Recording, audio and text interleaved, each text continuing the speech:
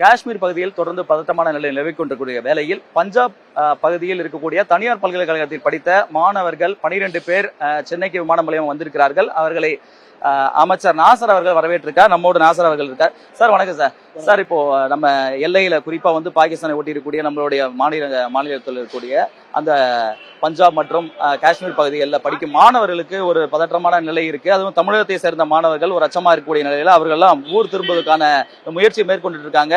சில மாணவர்கள் டெல்லிக்கு வந்திருந்தாங்க. அவங்களுக்கான அரசு உதவி செஞ்சிருக்கு. தொடர்ந்து அவங்களுக்கான உதவி எண்களை அறிவிச்சிருக்கு. இப்ப இதுவரை நம்ம எவ்வளவு பேர் சார் தமிழ்நாட்டுக்கு வந்திருக்காங்க? அந்த பகுதியிலிருந்து தமிழ்நாட்டுக்கு எவ்வளவு பேர் சார் வந்திருக்காங்க?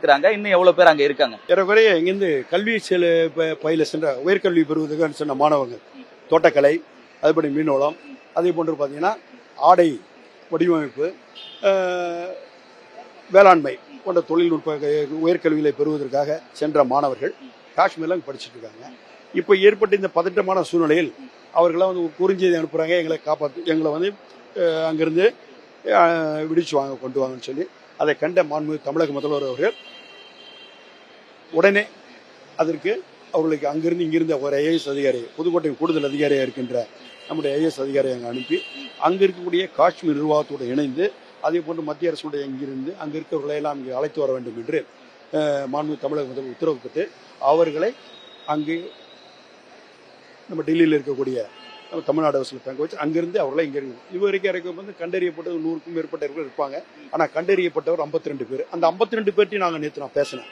அனைத்து ஸ்டூடெண்ட்டுக்கிட்டையும் நேற்று நான் பேசியிருக்கேன். நேற்று ஃபுல்லாக பேசினவங்கள்ட்ட 52 பேரும் பேசினேன். சேஃபாக இருக்கிறேன். நாங்கள் அதே நேரத்தில் வான்வழியும் தரவழியும் மூடப்பட்டிருக்கின்ற காரணத்தால் அங்கே போக்குவரத்து இல்லாத காரணத்தால் எந்த இடத்துல வாய்ப்பு கிடையாது அங்கே இருக்கின்ற மாணவ செல்வங்களை உடனே அழைத்து வருவதற்கான ஏற்பாடு செய்யப்பட்டு தான் இன்றைக்கி காலையில் ஒரு 4 பேர் நம்ம இதில் இறங்கிட்டாங்க கோயம்புத்தூரில்.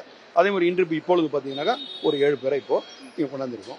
மேலும் இந்த அவர்களை மீட்டெடுக்கும் பணி மாண்புமிகு தமிழக முதல்வர்கள் கண்ணினிமை போல் காத்து அவர்களை அங்கிருந்து கொண்டு வருவதற்கான முழு முயற்சியும் ஏற்படுத்துகிறது. போர் பதட்டமான சூழல்கள்ல பெற்றோர்கள் பெரிய அச்சம் அடைவாங்க. மாணவர்கள் தைரியமா இருந்தா கூட பெற்றோர்கள் அச்சம் அடைவாங்க.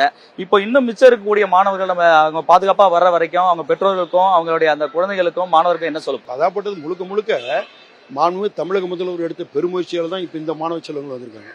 அடுத்தடுத்து என்னென்ன அப்படி என்பதை ஆய்ந்தறிந்து அவர்களை மீட்டெடுப்பதற்கான பணிகளை மாண்புமிகு தமிழக முதல்வர்கள் திட்டமிட செய்து கொண்டிருக்கின்றார்கள். அதுக்கு தான் அங்கேயே ஒரு ஐஏஎஸ் வச்சிருக்காங்க.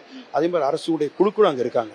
அங்கிருந்து தங்கியிருந்து அந்த பணிகளை மேற்பார்வையிட்டு அவர்களை அழைத்து வருவது, அங்கிருந்து இங்கே அனுப்புவது, இங்கிருந்து அனுப்பப்பட்டவர் அவர் இல்லம் கொண்டு பாதுகாப்பான முறையில் சேர்ப்பது அனைத்து பணியிலும் கண்ணின் இமை போல பார்த்து கொண்டிருக்கின்றார். சார், இப்போ மாணவருக்கு என்னென்ன வசதிகள் செய்கிறோம்? நம்ம தங்குறதுக்கு இடமோ ஃபுட்டோ என்னென்னலாம் பண்ணி கொடுக்குறோம்? நம்ம இந்த மாதிரி அந்த படித்துக் கொண்டிருக்கக்கூடிய மாணவர்கள் பாதுகாப்பா தமிழகம் சேரும் வரையிலான ஏற்பாடுகள். அவர்கள் அங்கே டெல்லிக்கு வருவதற்கு டெல்லியிலிருந்து வந்தவுடன் அங்கிருந்து விமானத்தை மூலம் கொண்டு வருவது.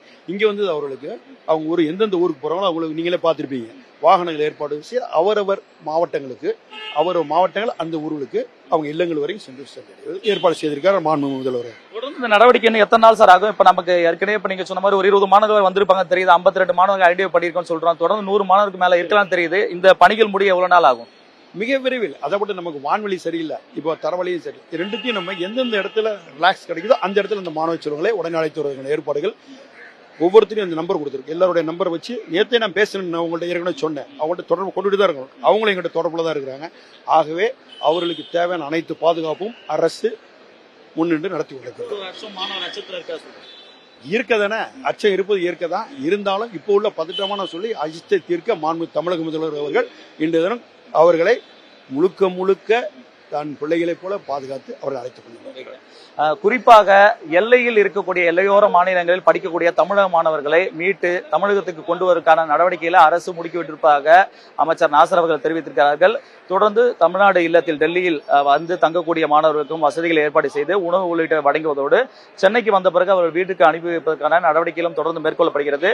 அச்சத்தோடு பெற்றோரும் அவருடைய குழந்தைகளாக இருக்கக்கூடிய மாணவர்களும் இருந்தாலும் அதனை போக்குவதற்கு தான் அரசு தொடர்ந்து நடவடிக்கை எடுத்து வருகிறது. மாணவர்களை பத்திரமாக மீட்டுக் கொண்டு வரும் நடவடிக்கை மேற்கொள்ளப்பட்டு வர வரையில் இதுவரையில் 52 மாணவர்கள் இருப்பதாக அது உறுதிப்பட்ட தகவல்கள் கிடைத்திருப்பதாகவும் அவர்களோடு தொடர்ந்து மாணவர்களோடு பேசிக் கொண்டிருப்பதாகவும் தெரிவித்திருக்கிறார். புதிய தலைமுறைக்காக ஒளிப்பதிவு ஐயப்பனுடன் சுரேஷ்குமார்.